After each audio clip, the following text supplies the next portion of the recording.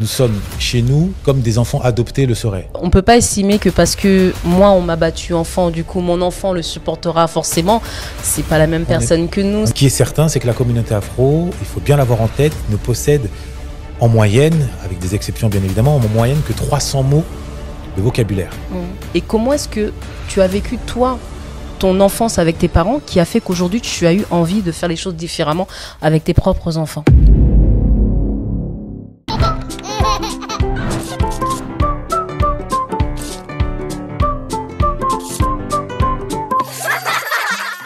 Bonjour Herman.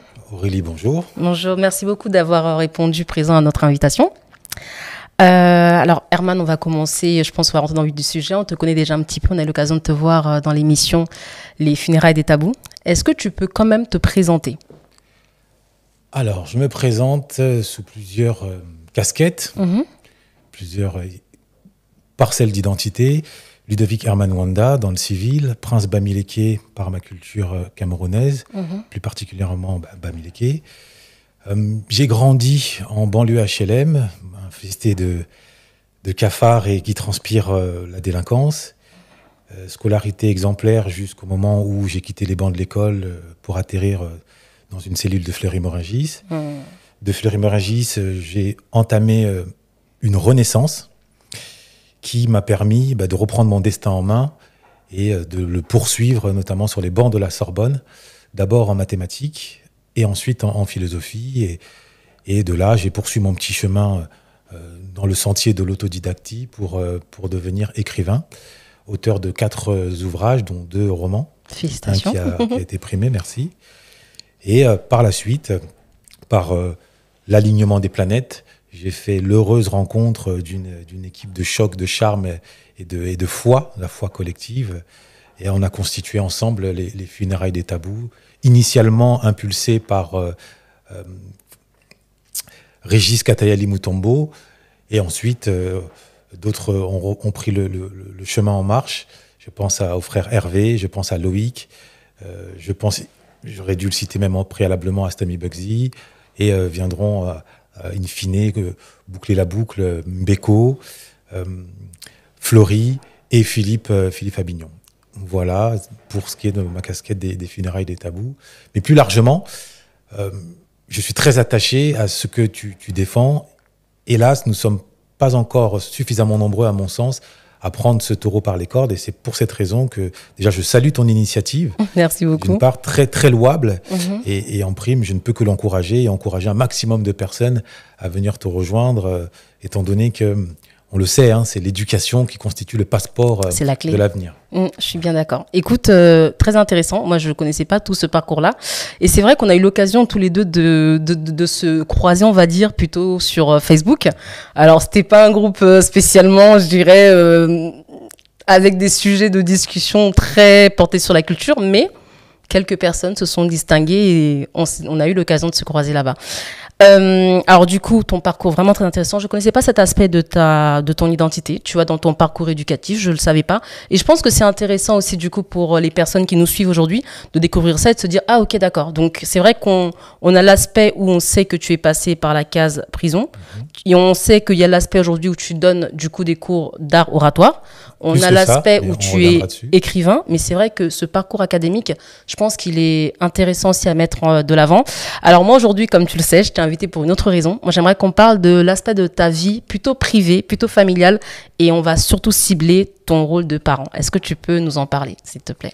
Alors j'ai la chance d'être père de 2 petits princes, âgés de 7 ans et de 3 ans. D'accord. Maintenant, les aléas de la vie ont fait que mon premier fils, pour le moment, et ce depuis quelques années, est à distance de moi. Je ne parviens pas encore à le voir. D'accord. Pour des raisons personnelles que je n'évoquerai pas forcément ici. C'est pas le but. Quant au second, il est sous mon coude. Chaque matin, chaque soir, je l'ai à l'œil, si je puis dire. Il pousse et voilà un petit peu comment se constitue ma vie de père. D'accord.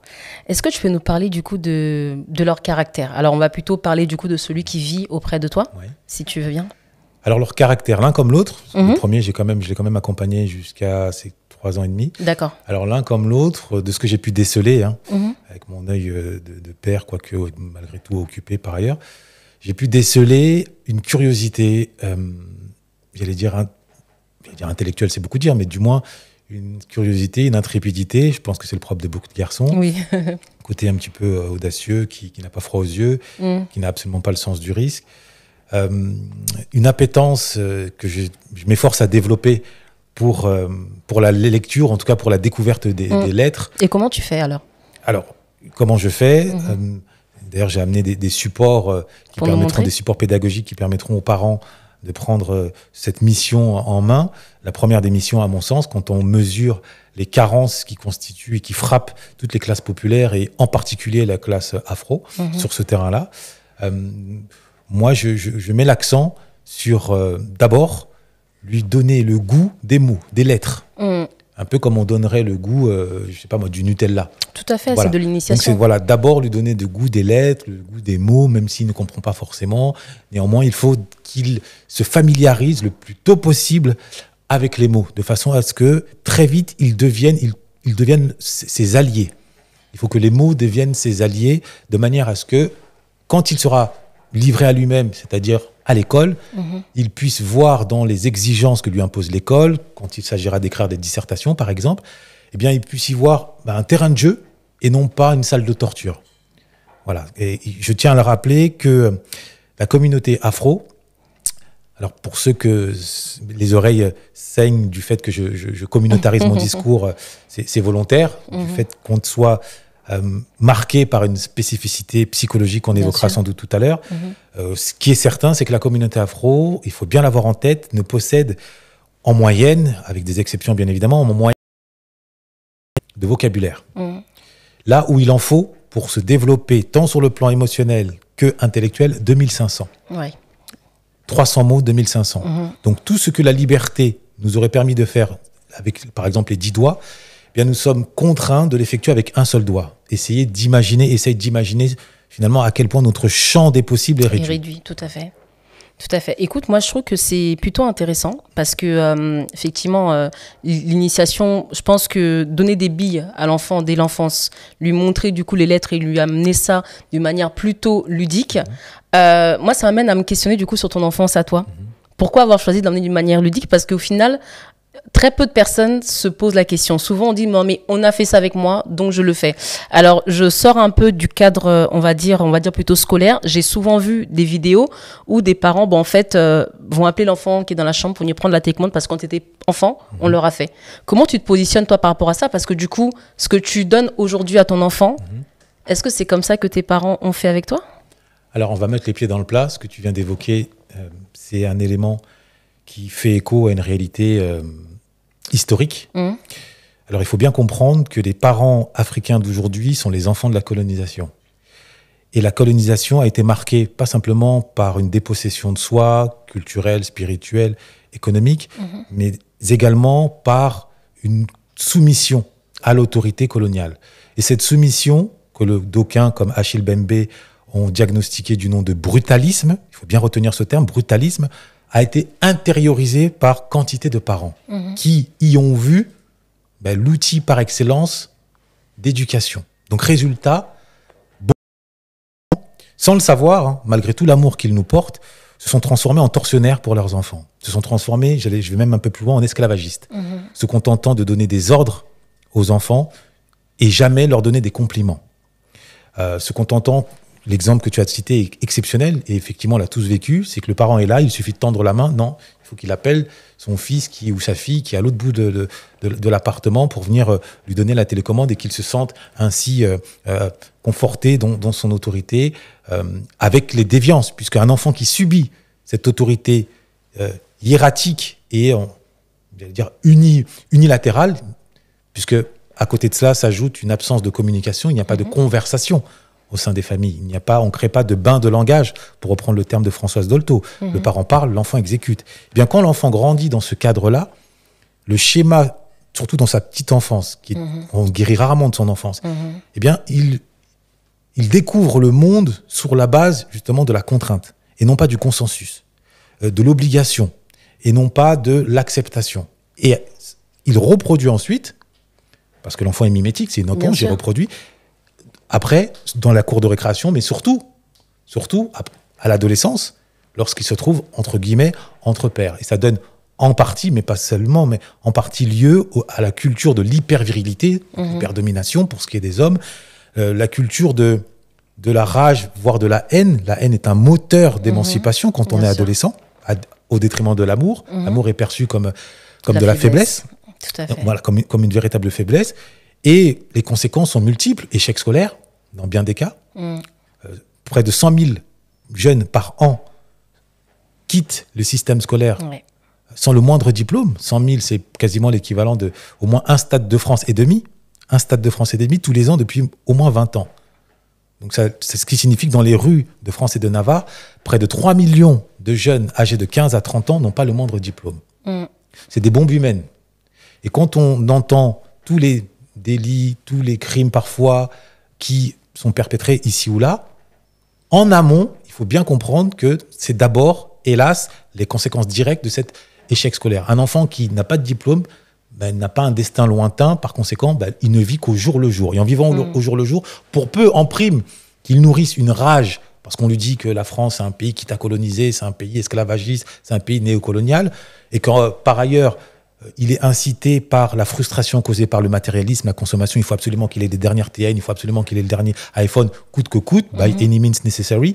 Et bien à ce moment-là, il se transforme en bombe humaine, il se transforme réellement en ennemi public, comme on disait dans le film Menace to Society, le cauchemar, non pas de l'Amérique, mais le cauchemar de la France. Oui. Alors, ce que tu dis, tu nous as dit énormément de choses que je trouve vraiment extrêmement bien.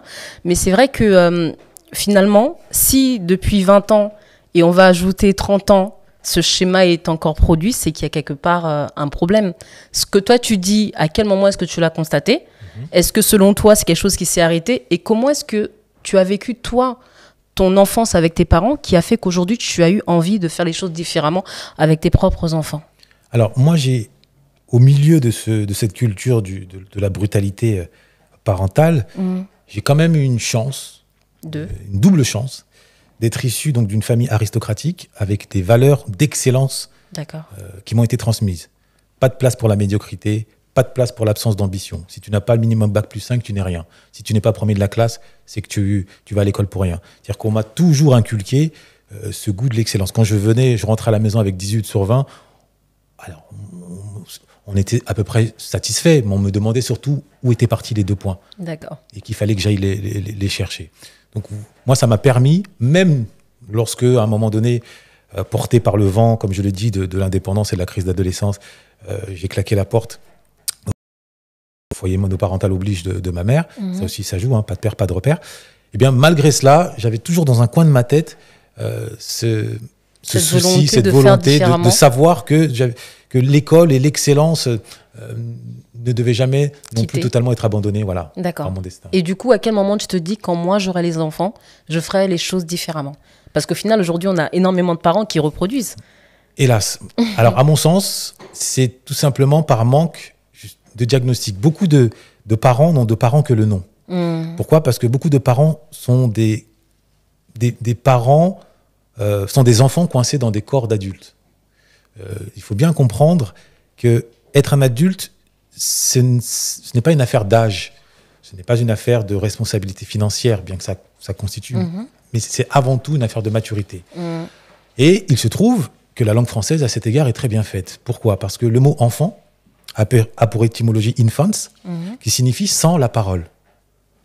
Ce qui veut dire que si tu vis en France et que tu ne maîtrises pas la parole, tu ne maîtrises pas le français, tu es comme un enfant. Tu es un enfant. Résultat, on a beaucoup de parents officiellement qui sont des enfants qui doivent éduquer d'autres enfants. Donc ça donne uniquement la loi du plus fort, ça donne des phrases « Ah, parce que c'est comme ça, c'est tout », du fait qu'ils soient, hélas, démunis. Dans la mesure où vient le moment où l'enfant demande « Et pourquoi si ?» et le pourquoi, c'est la culture du pourquoi. L'enfant, c'est un robinet à pourquoi. Donc c'est un philosophe dans l'âme. Le problème, c'est que quand on est un parent, on se doit d'incarner une forme d'autorité, donc de transmettre la vérité. Et si on se retrouve démuni, si on sent qu'on n'a pas forcément les réponses, plutôt que de perdre la face, on se contente de se réfugier dans le c'est comme ça, c'est comme ça, c'est comme ça. Maintenant, ça fonctionne une fois, deux fois. Vient le moment où l'enfant comprend intuitivement que son parent est dépossédé, n'a pas la réponse. Et de ce point de vue-là, le parent perd de sa stature, perd de son prestige aux yeux de l'enfant. Et si en prime, socialement, il occupe un métier difficile, femme de ménage, videur, vigile, chauffeur de bus, des métiers qui ne sont pas, entre guillemets, prestigieux, valeureux certes, mais pas prestigieux, quoi qu'on puisse en dire, eh bien, ça rajoute, ça met de l'eau au moulin de la défiance qui va ensuite éclore au moment de l'adolescence. Et c'est particulièrement vrai pour les garçons qui grandissent sans présence paternelle. Alors, ce que tu dis est juste. Moi, j'ai le sentiment que une des erreurs, en tout cas, que la communauté fait, du coup, juste pour ajouter un peu à ce que tu disais tout à l'heure, une de mes sœurs me dit souvent, être pour soi ne veut pas dire être contre les autres. C'est simplement quand on constate qu'on a un travail à faire, c'est juste pour cette raison que on met un peu plus en lumière pour corriger, en fait. Donc, simplement, je voulais faire cette petite parenthèse parce que je trouve que c'est utile, en fait. On en a besoin de le reconnaître. Donc, c'est pour ça qu'on met l'accent dessus. Mais là où je voulais en venir, c'est que... Alors, moi, j'ai fait un petit peu de PNL, donc la programmation neurolinguistique. Et dans mon premier cours, la personne qui nous donne le cours, en fait, nous explique que, en fait, on a tous une image du monde qui est biaisée. Parce que l'image du monde que nous avons, elle est, on va dire qu'elle est un peu tronquée par ce que nos parents nous ont dit, ce que la religion nous a dit, ce que la culture nous a dit, ce que le monde nous a dit, ce que les informations nous ont dit, ce que les enseignants. Et au final, personne n'a la bonne carte. Et en fait, on en a tous qui est traduit du coup différemment. Et si on la remet jamais en question, et ben en fait, on va la reproduire de génération en génération. Et je pense que notre erreur, elle est un petit peu là. C'est comme si on ne s'est jamais arrêté pour dire il y a quelque chose qui va pas. Et comme tu l'as très bien dit tout à l'heure, moi, c'est le champ que j'ai choisi, peut-être un petit peu involontairement, on va dire que j'ai un peu atterri par là, par la force des choses. Ou par la volonté divine. Ou peut-être par la volonté divine, j'en ai aucune idée, mais en tout cas, une fois que j'y étais, je dirais que je crois, mais je... Tu n'es pas investi d'un sentiment de mission ? Alors, je pense être investi par un sentiment de mission. Parce que j'ai quand même... c'est pas mon parcours initial. Moi, je viens de l'art. J'ai fait de la décoration d'étalage. Donc, je viens pas du tout du domaine de l'enfance. Mais quand j'ai voulu travailler en job d'été, j'ai atterri là-dedans. Et je me suis dit, il faut que j'aille le dire aux autres. Ce que j'ai vu, il faut que j'aille le dire aux autres. Et ce qui est intéressant, c'est qu'en fait, j'avais une directrice. Donc, j'ai vu une situation et je suis restée choquée dessus. Parce qu'en fait, j'ai vu une maman, donc elle était africaine, et sa fille qui avait 3 ans, qui se disputaient comme si elles avaient le même âge. Et je me suis dit, en fait, c'est comme si pour la première fois, je prenais un recul sur la situation. Mais alors, je reste convaincue que si je n'aurais pas travaillé avec les enfants, je ne le verrais pas de la même manière. Je le pense sincèrement. Et même une personne qui est parent ne voit pas non plus les choses de la même manière. Et cette directrice-là, qui n'est pas une femme qui a eu des enfants, m'a simplement dit, tu vois, ce que la maman a compris, son rôle à elle, c'est d'amener l'enfant à la même compréhension. Il faut qu'on comprenne bien que les enfants, leur manière, où on va dire que la compréhension est peut-être à 2 voire 3, là où le parent l'a compris à 10, c'est à lui de trouver les outils. En fait, en parlant comme ça, elle va crier, l'enfant va crier. Or que si la maman diminuait, peut-être qu'elle se mettait à genoux pour calmer son enfant et se mettre à son niveau, et qu'à ce moment-là, elle trouvait d'autres manières de lui expliquer, et ben peut-être que la chose irait mieux. Nous sommes parfaitement à ce niveau-là d'accord, tout du moins en théorie. C'est ce que tu évoques, ça s'appelle la pédagogie positive. Aujourd'hui, il faut bannir toute autorité au profit d'un égalitarisme. Avec mesure. Justement, j'allais y venir. L'égalitarisme. Alors, l'ennui, c'est que ça repose son efficacité sur deux points. Premièrement, avoir du temps, de discuter, de convaincre l'enfant. Parfois, l'enfant, quand il veut du chocolat au lieu de manger des pâtes, il va falloir le convaincre que le chocolat, c'est pas bien de manger du chocolat le soir, que c'est pour le nourrir, il faut peut-être manger des pâtes. S'il est pour peu qu'il soit un peu capricieux, ça peut demander beaucoup de temps. D'accord ? Donc c'est déjà ça, une certaine patience. Quand on a déjà sur son dos une lourde journée, les ressources mentales peuvent faire défaut quand il s'agit faire preuve de pédagogie. C'est ça. Et deuxième chose, et surtout la plus importante, il faut avoir les mots. Comment fait-on avec 300 mots, 400 mots, pour expliquer à son enfant qui, en plus, lui, va vouloir, plus il va grandir, plus il va vouloir jouer avec les mots, vouloir jouer avec l'absence de nuances pour te tourner en bourrique. Donc moi, je valide l'éducation positive, je ne suis pas contre. On sait aujourd'hui, c'est devenu sacré, il ne faut plus y toucher. même si certains commencent à revoir leur copie, comprendre qu'il y a des effets pervers, parce que l'enfant, non seulement il est devenu l'enfant roi post-68, mais là c'est devenu l'enfant tyran. Et un enfant tyran, c'est un enfant abandonné. C'est un enfant qui n'a plus de limites, qui n'a plus de cadre, et qui construit lui-même son surmoi, qui construit lui-même, j'allais dire, ses propres contraintes. Encore faudrait-il qu'il sache réellement qu'il ait suffisamment de connaissances et de maturité pour faire le distinguo entre... C'est pour ça qu'il faut faire toutes choses avec mesure. Moi, je pense que l'éducation bienveillante, elle a ses bons côtés, mais il faut que toute chose soit cadrée. Je ne pense pas que la vérité absolue soit dans une seule idée, ça, c'est vrai. si je peux dire ça comme ça. Moi, je pense aussi que ce qui est dommage, c'est qu'il y a une relation enfant-parent qui n'a pas été travaillée. Moi, j'ai déjà entendu des papas de mes amis dire à leurs enfants, c'est parce qu'on est ici qu'on parle comme ça. Donc, c'est parce qu'on est ici, par exemple, qu'on s'assoit tous les deux. C'est parce qu'on est ici qu'on peut le faire. Donc, il y a aussi comme une espèce de... On n'a jamais laissé là-bas pour finalement vivre pleinement ici. Et moi, ce que je dis très régulièrement dans mes interventions aux membres de ma famille, c'est que on ne peut pas élever un enfant qui vit en Europe comme s'il vivait là-bas. C'est soit tu vis là-bas, dans ce cas, à ce moment-là, il n'y a pas à discuter. Mais si tu vis ici, que tu choisis de vivre ici, tu dois apporter une nuance à cet enfant. Parce qu'au final, il se retrouve un peu comme entre... voilà, il est assis entre deux chaises, en fait. Alors, qu'est-ce que tu en penses? Là, tu pointes du doigt, consciemment ou pas, pour moi, la problématique majeure qui caractérise notre communauté post-colonisation. Pourquoi? Parce que là, en résumé, beaucoup d'entre nous, tu évoques que beaucoup d'entre nous confondent le bébé et l'eau du bain. Je m'explique. Beaucoup associent à certains comportements vus en Occident comme des comportements identitaires, culturels. Ah, c'est les Occidentaux qui font ça.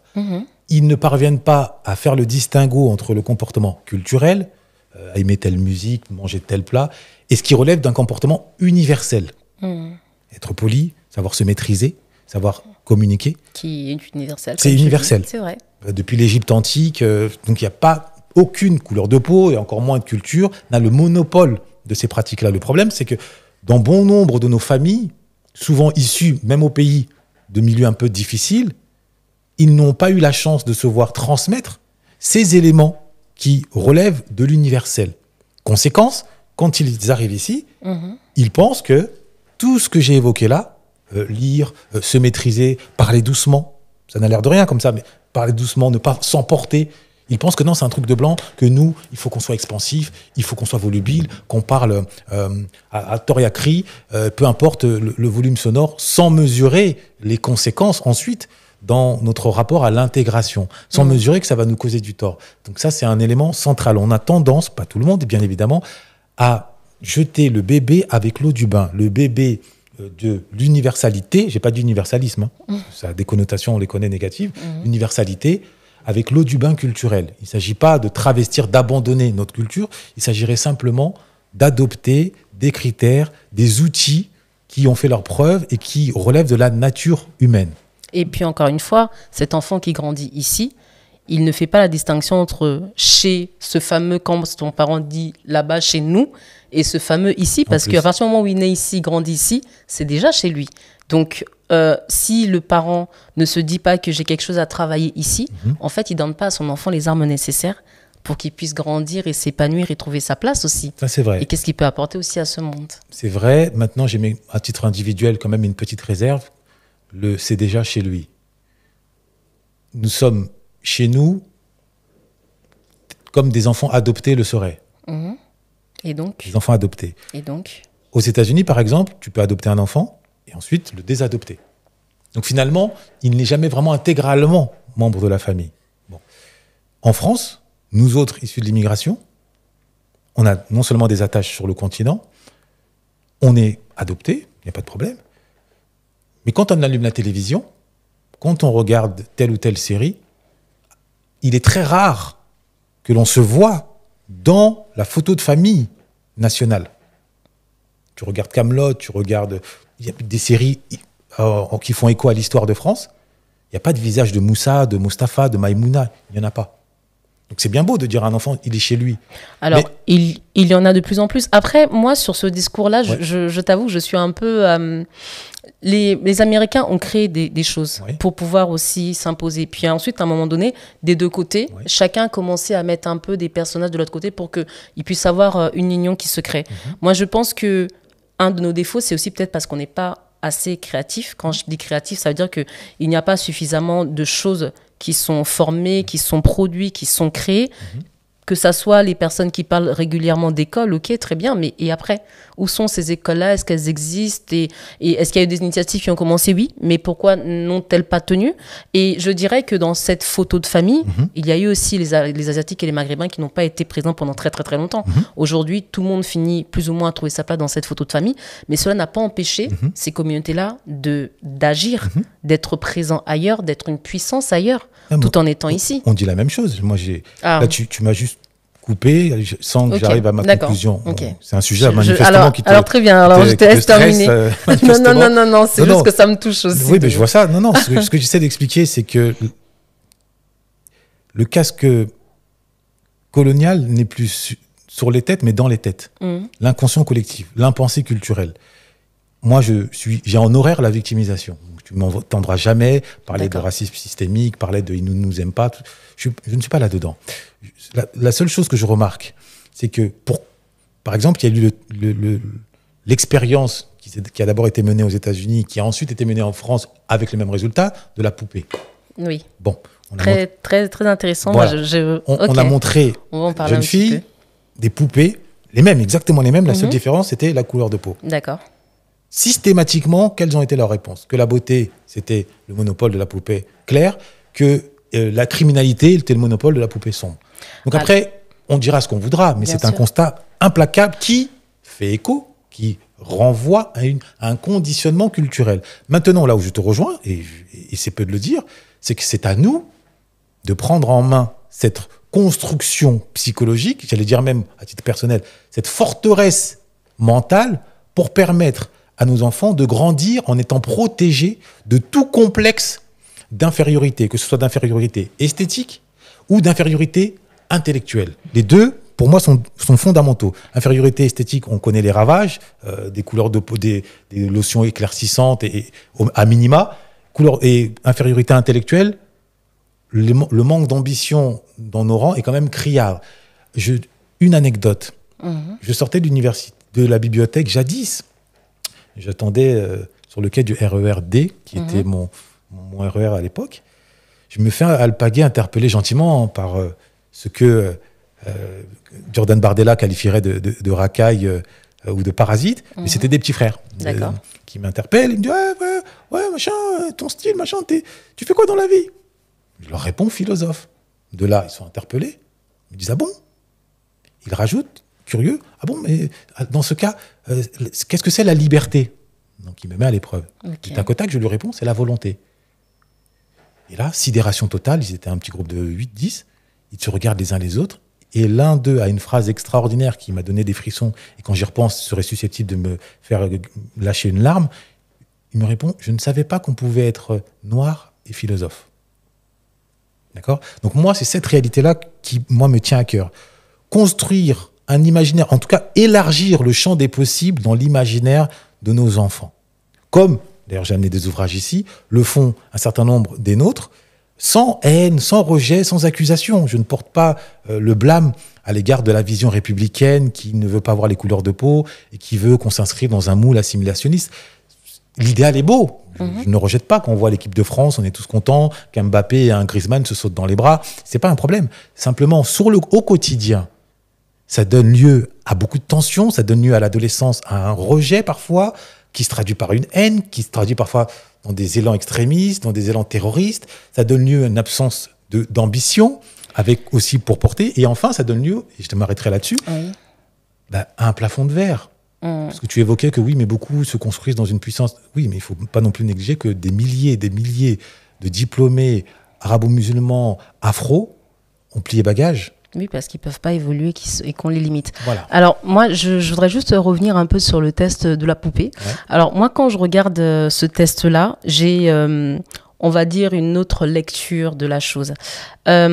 quand on place ces poupées devant, je dirais, une petite fille, un enfant, il ne prend pas forcément en compte la couleur dès le départ. N'importe quel enfant, quand ils se voient, les enfants se repèrent très rarement au niveau de la couleur. Ils vont plus se repérer peut-être au niveau de la couleur des vêtements, de « ah, j'aime bien sa coiffure ». Les enfants sont plutôt comme ça. Quand un enfant va aller dans le distinguo de la couleur, c'est parce que d'abord, il va se voir. Dans quel endroit je me trouve ? Quand un enfant afro choisit une poupée blanche plutôt qu'une poupée afro, c'est parce qu'elle se dit « ma vie à moi, elle ressemble à quoi et sa vie à elle, elle ressemble à quoi ?» Je vais te donner un exemple. Quand je parle souvent des parents et que je leur dis « ton enfant est ici, il a besoin d'avoir de l'affect », ça veut dire qu'il a besoin que tu sois affectueuse avec lui, que ça soit un petit chèque de la main, que ça soit... Mais cet enfant a besoin d'avoir un contact physique. Eh bien, en fait, quand cette petite fille afro ou ce petit garçon afro, il regarde les autres enfants qu'on va câliner, qu'on va aller emmener à la boulangerie, qu'on vient chercher à l'école, etc. C'est cette image-là aussi qu'il voit quand il regarde ces deux poupées-là. C'est je suis cet enfant-là, mais je vois la vie de l'autre enfant, peut-être que je préfère cette vie-là. C'est pas forcément lié directement à tout ce qui vit dehors, parce qu'un enfant n'est pas conscient de la même manière qu'un adulte des injustices qu'il y a autour de lui. Il va simplement se dire, parce qu'en plus, enfant et même quand on est adulte, on n'a pas le regard constamment sur soi. On voit plutôt l'autre, et en fait, le fait de regarder l'autre, on va regarder quelle est sa vie, comment il est habillé, comment est-ce qu'il parle, qu'est-ce qu'il fait. Et de la même manière, un enfant, quand il est dehors, il regarde du coup les autres enfants, il regarde aussi comment est-ce qu'on se comporte avec cet autre enfant. Et donc, du coup, quand il se trouve face à ça, la première chose qu'un enfant se dit, c'est « si je dois être un enfant, laquelle vie est-ce que je préfère ?» C'est surtout ça. Du coup, quand ce test-là est fait aux États-Unis, pour moi, il a plus de valeur qu'ici en France, parce qu'aux États-Unis, ils le font suite à une certaine ségrégation. En fait, c'est presque pour se rassurer que c'est bon, ils ont bien compris que ça, il fallait le rejeter. Quand ici, c'est fait, en sachant qu'on n'a pas vécu ce que les Américains ont vécu, il faut le reconnaître aussi. C'est-à-dire de la même manière, hein, cette ségrégation qui a été extrêmement sévère et qui continue encore aujourd'hui, elle n'est pas vécue ici de la même manière que là-bas. Après, je peux me tromper.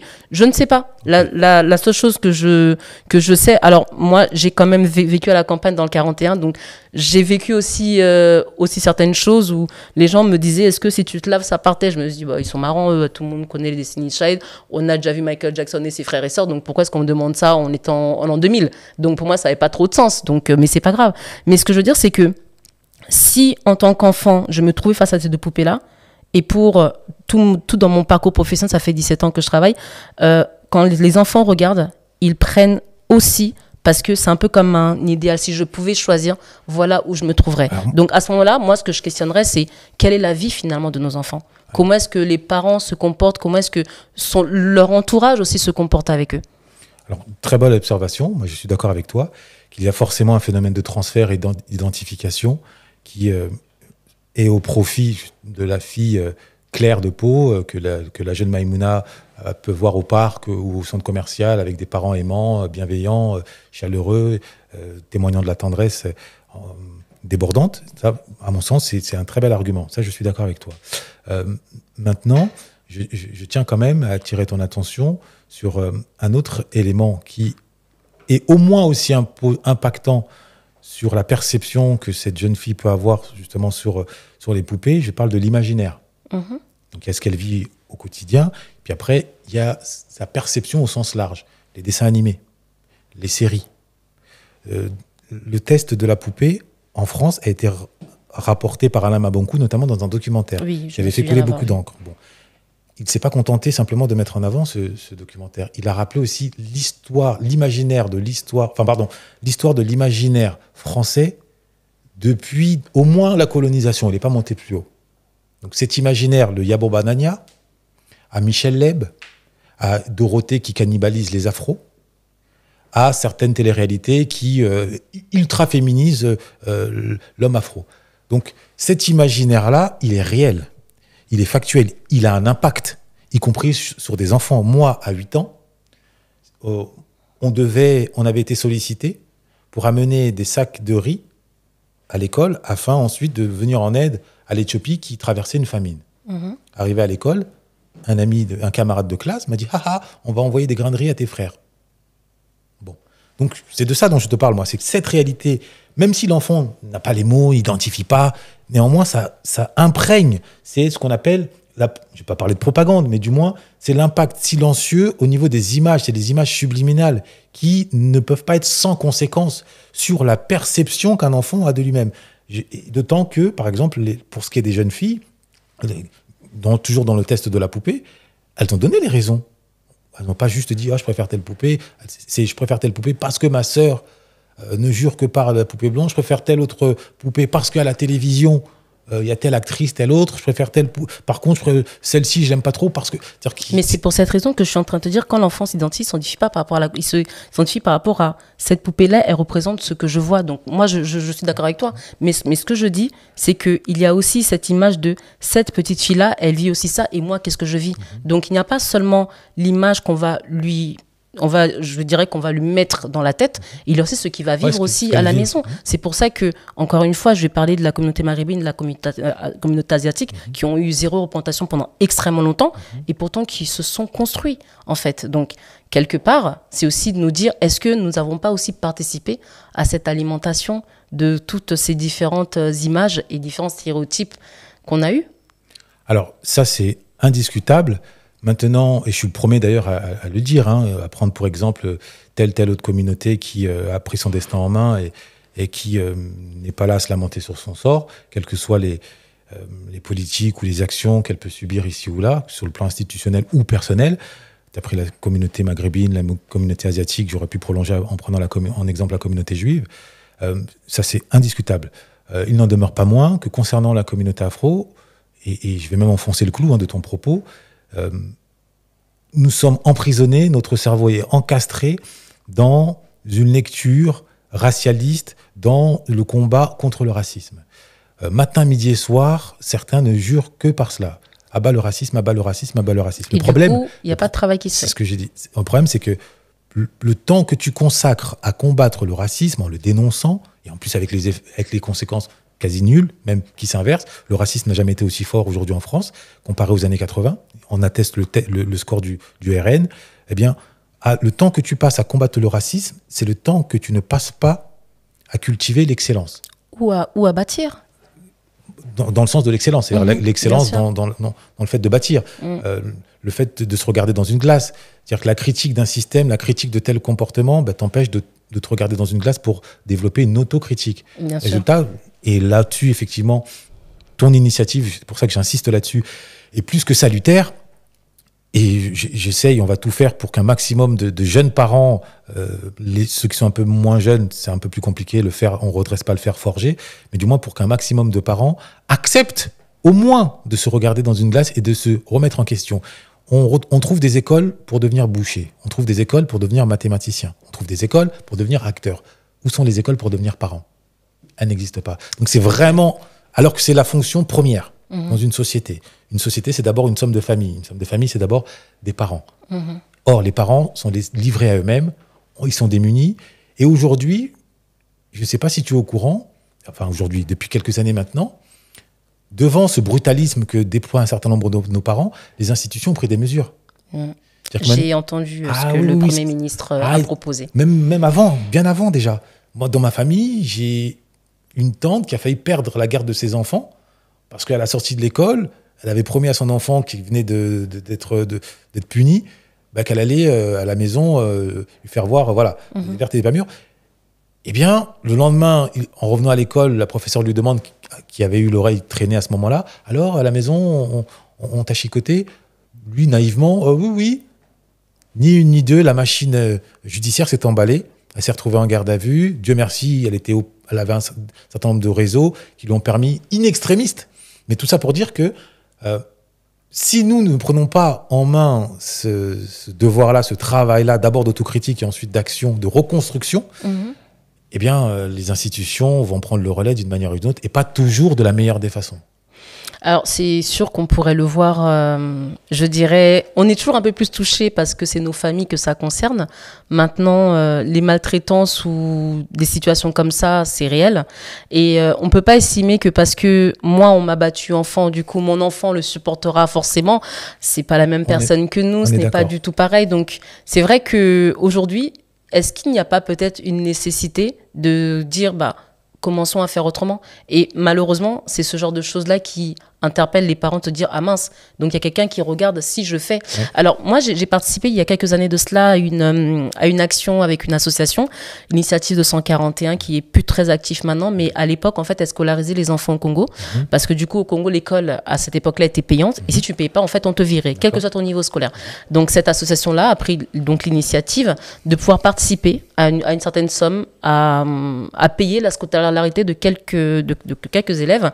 Et donc quand on a fait du coup la journée des droits de l'enfant, en fait on a donc commencé à mettre des actions en place, on a commencé à parader, on a commencé à parler, etc. Mais en fait quelque chose s'est passé, c'est que quand une règle n'est pas respectée, ou quand un enfant est violenté, ou mis en esclavagisme, ou brutalisé, ou ceci, qu'est-ce qui se passe derrière ? Et en fait, toute la discussion, en fait, elle tombe. Toute la pyramide qui a été construite, finalement, elle tombe à l'eau. Ça veut dire que tant qu'on n'a pas quelque part derrière des gendarmes qui vérifient. Alors oui, c'est vrai que la protection de l'enfance peut être parfois dure, elle peut être parfois brutale et peut-être faire les choses d'une manière pas toujours, je dirais, de manière à expliquer, à prendre le temps, etc. Mais dans ces actions... Justement, oui. C'est ça justement qui pose problème. C'est ce que tu viens de l'information ? Non. C'est quoi ? Pas manquant de diplomatie, manquant de respect. Un parent, à la limite, il peut entendre. Mais si on s'adresse à lui comme si c'était un sauvage, il aura peut-être un peu plus de mal à entendre. Donc, il y a aussi... Après, peut-être que ça dépend du professionnel qui se trouve devant. Je pense on peut être servi par des personnes qui peuvent nous apporter les informations avec bienveillance et avec respect. Ouais. Tout comme on peut... Donc, je pense qu'il ne faut pas tout généraliser. Mais ce que je veux dire par là, c'est que le fait qu'il y ait, entre guillemets, je mets bien des guillemets, des personnes, des garde-fous derrière pour veiller qu'eux, est-ce que ce n'est pas finalement bon quelque part ? Alors moi, je suis parfaitement d'accord avec toi. On est sur la même ligne. Moi, un enfant qui, en ma présence, se fait violenter, c'est le seul moment où je peux sortir de mes gonds. Moi, je prône la maîtrise de soi en toutes circonstances. Par contre, en présence justement d'un acte de violence que subirait un enfant, là, je sors de mes gonds. Là, c'est le Herman du ghetto qui peut ressortir instantanément. Tellement j'ai été traumatisé, donc tellement c'est un sujet qui me tient à cœur. Moi, ce que j'évoque simplement, c'est sur le terrain institutionnel. Des parents, il faut effectivement, à ce niveau-là, les contraindre. S'ils ont du mal à entendre ce que tu ne peux pas apprendre par la sagesse, tu vas l'apprendre par la souffrance. Je suis parfaitement d'accord avec toi. Simplement, ce que moi j'observe, c'est qu'à l'échelle des institutions, c'est davantage une dimension paternaliste ou maternaliste, plus que, on va dire, empathique ou pédagogique, qui est déployée à l'endroit des parents. Donc c'est une double peine, puisque l'enfant voit à quel point son parent est infantilisé et méprisé, initialement pour son bien, mais in fine, est-ce que ça produit réellement des aspects positifs ? Moi, j'ai travaillé dans un centre de formation pendant 4 années, dédié en partie aux enfants qui étaient des échoués scolaires et qui s'étaient donné les moyens, en tout cas, de se remettre sur de bons rails. La majorité d'entre eux avaient à leur actif un passif familial dévastateur. Je peux t'assurer qu'en interne, au sein de l'équipe, moi j'étais qu'un intervenant extérieur, de l'équipe pédagogique, des bras de fer de haut niveau ont été menés et, hélas, dans les faits, c'était d'un côté les pédagogues afro-antillais notamment, et de l'autre les pédagogues non-afro qui n'avaient pas la même sensibilité. Alors, est-ce que c'est forcément une question de sensibilité ou une question de culture ? Parce que je pense que, étant de 2 cultures différentes, la lecture de la situation est aussi différente. Et que lorsque je pense que les institutions vont agir, ils ont tendance à agir avec leur manière de faire, qui n'est pas forcément la manière de faire de ces personnes qui sont d'origine différente, en fait. Je pense que c'est plus sur cet aspect-là qu'il faudrait le voir. Okay. Moi, c'est ce que je me dis. Je me dis juste que dans leur manière d'interpeller, pour eux, c'est général. C'est que cette personne, quel que soit son pays, c'est comme ça que j'interpelle. Okay. Sauf que ces personnes qui sont d'autres origines ont d'autres sensibilités. Et donc, par là, oui, cette personne va peut-être se sentir plutôt humiliée, cette personne va plutôt se sentir... Et puis, il y a aussi l'aspect de, c'est mon enfant, en fait. Okay. C'est moi qui l'ai mis au monde, donc de quel droit ? Okay. Sauf qu'en étant ici, la loi, elle dit pas que ton enfant t'appartient, en fait. As-tu vu le film Entre les murs ? Non. Le film qui a reçu la Palme d'Or de François Bégodeau, notamment. J'invite tout le monde à voir ce film, parce qu'il résume à peu près ce que j'essaie de mettre sur la table. D'accord. Donc ça se joue dans un lycée, je crois, ou un collège. Un prof, je crois que c'était un prof de français, d'ailleurs, François Bégodeau, qui manage des jeunes, qui essaie de les éduquer. Et à un moment, il reçoit chaque parent. d'accord? Eh bien, regarde la scène quand il reçoit des parents africains. Tu vas voir à quel point l'attitude qu'il adopte est d'un mépris hors norme. Donc moi, je ne suis pas en train...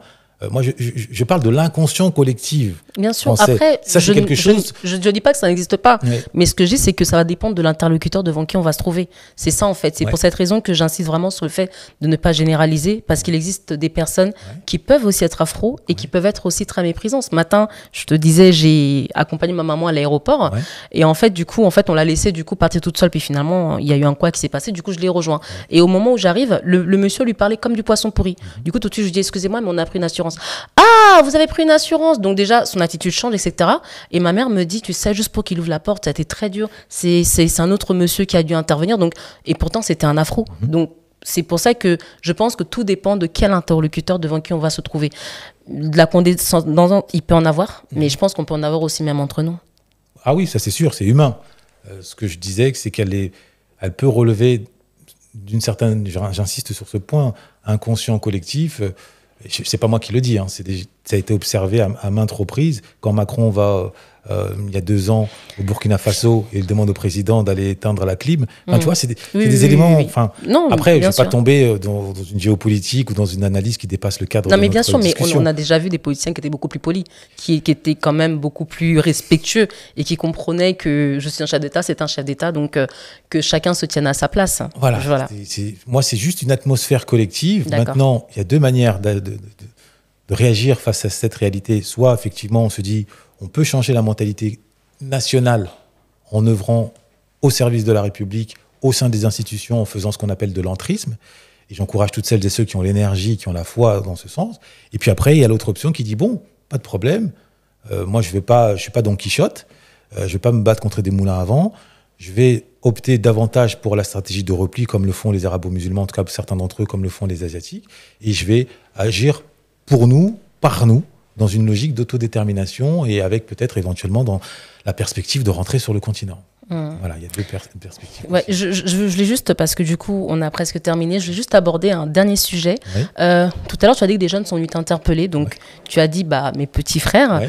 Du coup, quelles sont tes actions et comment est-ce que tu agis et est-ce que tu fais du coup des actions vis-à-vis de cette jeunesse pour pouvoir, je sais pas, peut-être leur donner ton exemple, ton expérience et pourquoi pas les aider peut-être à changer de voie s'il y en a qui avaient pris la mauvaise direction. Qu'est-ce que tu fais par rapport à cette jeunesse? Alors, pendant de nombreuses années, j'opérais au sein d'une structure APS, Action Prévention Sport, basée à Champigny, en qualité d'intervenant français, mais grosso modo, j'avais carte blanche pour transmettre mes outils, que ce soit en termes de maîtrise du langage, en termes de maîtrise de soi, de communication non violente, de diplomatie et surtout de renforcement personnel, donc auprès de cette jeunesse.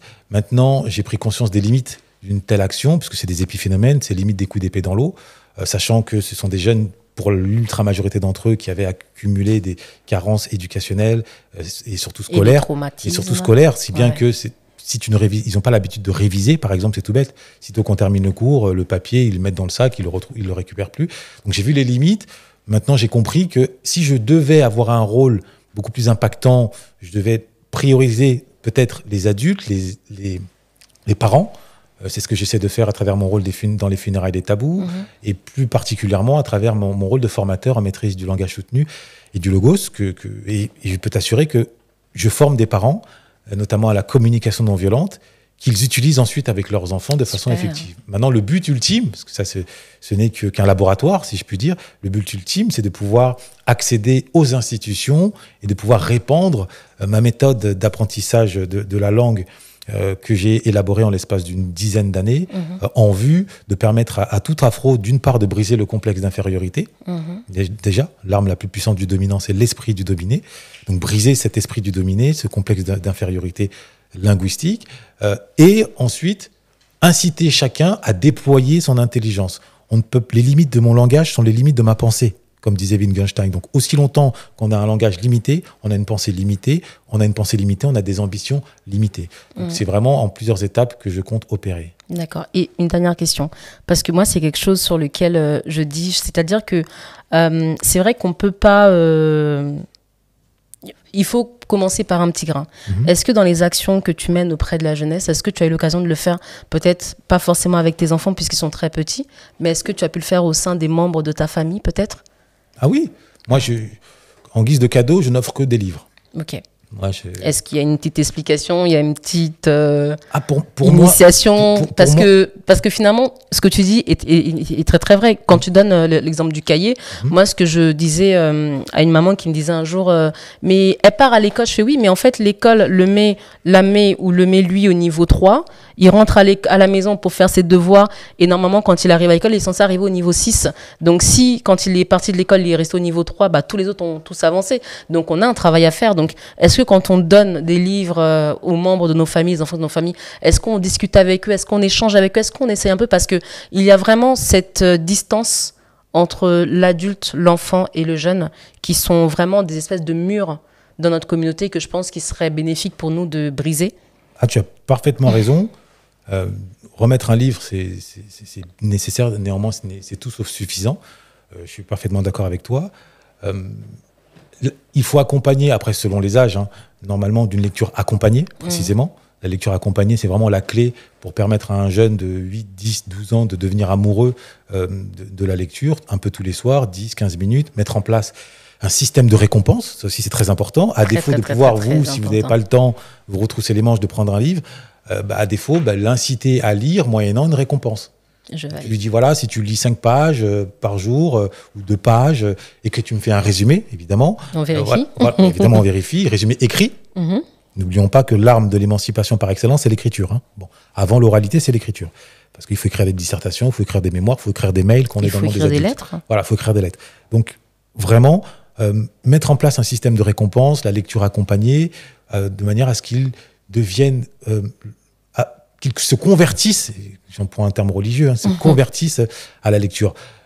Après, on va se dire la vérité, c'est pas toujours évident d'interférer dans le rôle d'un parent, même si, quand bien même ce sera un membre de ma famille. Venir dire, oui, tiens les livres, tiens, il faut que tu lises, viens, je vais t'accompagner. Déjà, il faut avoir le temps. Et ensuite, limite, tu remplaces le parent. Est-ce que c'est mon rôle? Je ne pense pas. Donc après, il y a aussi un respect à avoir. Remplacer le parent, je pense que tout dépend de comment est-ce qu'on le fait et à quel moment est-ce qu'on le fait. Moi, je sais que quand j'étais beaucoup plus jeune, ce que j'avais fait, c'est qu'en fait, j'avais dit à quelques petits cousins, cousines, écoute, pour tes 16 ans, en fait, je fais une sortie avec toi. C'est la journée sans tabou.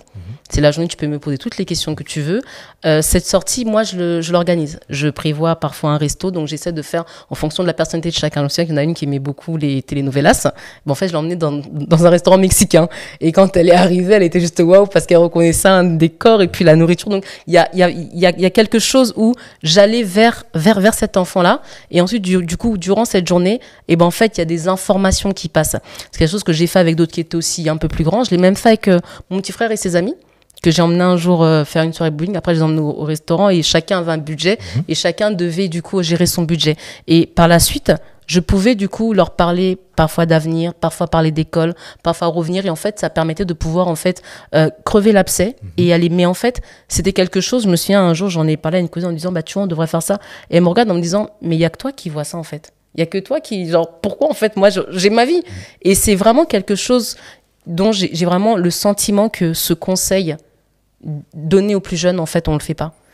La chaîne de transmission. Ce regard où on se dit, mais j'ai eu cet âge-là, il y avait des choses que je ne savais pas, des choses dont je n'étais pas capable de faire, il y a même des choses que j'aurais aimé avoir ou recevoir, en fait, qu'on ne fait pas du tout. Alors là, je comprends mieux ton propos. Et oui, c'est le deuxième, la deuxième carence, hélas, qui caractérise trop d'afro, mais pas que. C'est vrai que c'est très marqué chez nous. Pour résumer, dans nos cultures, on voit un culte aux ancêtres. Ce qui signifie que chez nous, les anciens ont plus d'importance que les enfants. Donc l'enfant est au service des anciens. Dans la culture judéo-chrétienne et même arabo-musulmane, c'est l'inverse. C'est les parents qui sont au service des enfants. Et ça se traduit aussi par le rapport à la transmission, à la connaissance. Là où, dans bien des cas, chez nous, on voit dans la connaissance un temple réservé à des initiés, où l'enfant, non, n'a pas son mot à dire, non, le droit d'aînesse doit primer, eh bien, ici, dans la culture occidentale, en tout cas, c'est l'inverse. C'est le grand-parent, le rôle du grand-parent est fondamental à cet égard, c'est une bibliothèque vivante, où le parent se donne pour mission de transmettre un maximum d'informations à ses enfants. Hannah Arendt le disait très bien, c'est-à-dire que l'enfant, c'est un nouveau venu sur Terre qu'il faut remplir de l'ancien monde. Donc transmettre à son enfant un maximum d'informations, c'est vrai que ce n'est pas un réflexe encore aujourd'hui qui nous caractérise. Évidemment, il n'y a pas de fatalité. Des personnalités comme toi qui ont pris conscience de cette nécessité, déjà vont la propager. Je vais la propager, d'autres vont s'y employer. Et petit à petit, ces graines, ces initiatives, décuplées par justement l'impact des réseaux sociaux, je pense que, et notamment les femmes sont assez sensibles, les mères de famille, je pense qu'elles vont être touchées, elles vont réaliser que, tiens, c'est vrai que ça ne me coûterait rien une fois par mois, une fois tous les 2 mois, amener mon fils. Et il faut que les hommes s'y mettent. Ouais. Parce que je pense que c'est peut-être aussi ce qui manque. On oublie souvent, mais l'autorité masculine est extrêmement importante aux yeux d'un enfant. À qui le dis-tu? Pour moi, le rôle du père avant tout, c'est le rôle de professeur. C'est quand on dit Dieu le Père, ça a son sens. Certains y voient du machisme mal placé ou de la phallocratie. À titre individuel, j'y vois l'incarnation de l'autorité, justement, dans son abstraction. Et de la protection. Voilà, de la protection, mais surtout de l'autorité en tant que professeur. Le père, il transmet la connaissance, il transmet le savoir, j'allais dire, rationnel, là où la mère transmet éventuellement le savoir émotionnel.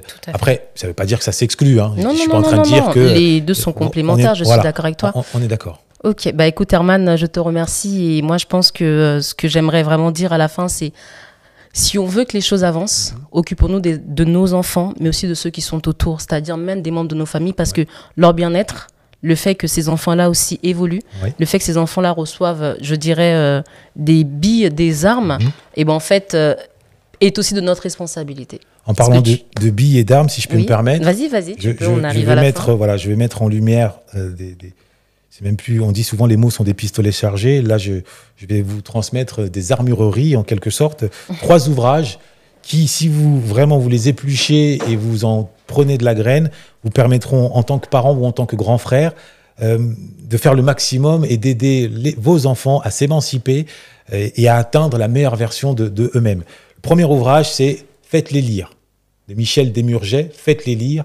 À travers cet ouvrage, il explique ce que j'ai essayé d'expliquer tantôt, mais grosso modo, rien n'est plus important en guise d'activité que la lecture. La lecture, c'est la concentration, c'est l'accès à un vocabulaire, c'est l'émancipation. Céline Alvarez, les lois naturelles de l'enfant. Là aussi, vous allez voir, ça va vous mettre une gifle, ça va vous permettre éventuellement de vous remettre en question, de comprendre davantage votre enfant, son fonctionnement, selon les critères qui relèvent de l'universel. Je répète, je n'ai pas dit universalisme. Je ne suis pas en train de dire occidentaliser vos enfants. Je dis simplement qu'il existe des règles universelles qui méritent d'être maîtrisées par des parents pour ensuite que ce parent puisse répondre présent à ses devoirs. Et puis, l'ouvrage « L'histoire de l'Afrique et de sa diaspora, de la préhistoire à nos jours » de la sœur Jalissa Sekhmet. Eh bien ça, c'est un bouclier, c'est une forteresse contre le complexe d'infériorité raciale, contre les attaques à caractère racial, contre l'idée selon laquelle, oui, le noir a pour ancêtre des esclaves, alors que l'esclavage n'est qu'une parenthèse de l'histoire afro. Il y a davantage de royaumes et de grandes figures héroïques. Les Occidentaux, on le sait, ont une liste interminable de héros, comme on appelle de Napoléon à De Gaulle, en parlant par les Victor Hugo. Les Afros ont aussi les leurs. On parle de Narmer, à Soundiata Keïta, en passant par Marcus Garvey, Nzinga et j'en passe. Eh bien, dans cet ouvrage, ou alors j'ai même oublié les étoiles noires de Lilian Thuram. Voilà les outils, les armes que vous devez vous approprier et transmettre à vos enfants, à vos petits frères et sœurs. La mission est de taille. La mission est de taille. Construire le cerveau de nos enfants, de ne plus les laisser livrer à eux-mêmes et livrer à l'influence des rappeurs, à l'influence des anti-modèles. Donnons-leur des bons modèles, donnons-leur les outils d'émancipation que sont les mots. Eh bien, écoute, je pense que le message est clair et qu'il est bien passé. Merci beaucoup, Herman, d'avoir été sur ce plateau avec moi. Tu voulais montrer une dernière chose ? Oui, la dernière chose, c'est justement parler de l'aspect ludique. C'est aussi important de transmettre dans le jeu, et notamment les jeux conficulture. Là, en l'occurrence, c'est des jeux de cartes qui évoquent la littérature afro. Il y a d'autres modèles. C'est pareil, des initiatives individuelles qui ont mesuré l'importance de l'émancipation par la connaissance. Le savoir, c'est le pouvoir.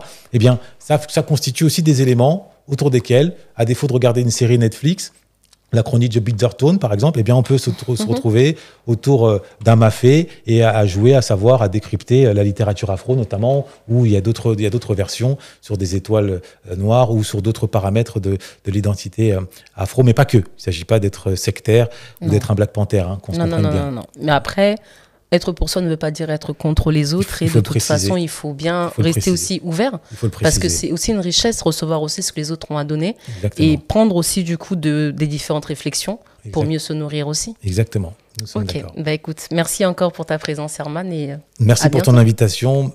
Et surtout, merci pour ton initiative. Puisse-t-elle perdurer aussi longtemps que possible, elle est plus que salutaire. Et que Dieu te bénisse. Merci. Je t'en prie.